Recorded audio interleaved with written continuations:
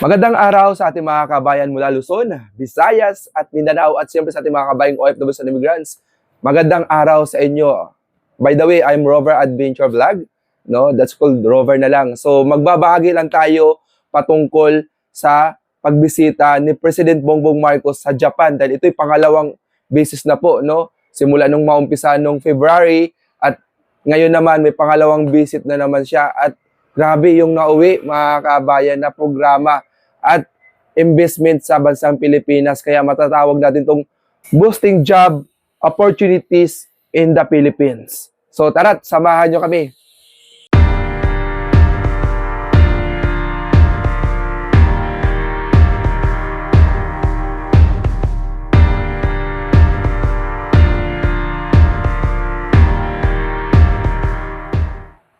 Sa kasalukuyan, mayroong mahigit 9,700 na bagong trabaho na magbubukas sa Pilipinas.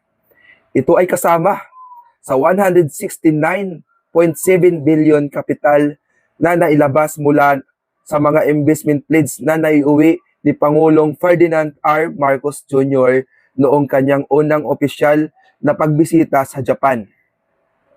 Ang paglabas ng nasabing halaga ng kapital ay nagpapakita ng malaking tagumpay at suporta ng mga negosyante mula sa Japan, pag-unlad at paglago ng ekonomiya sa Pilipinas.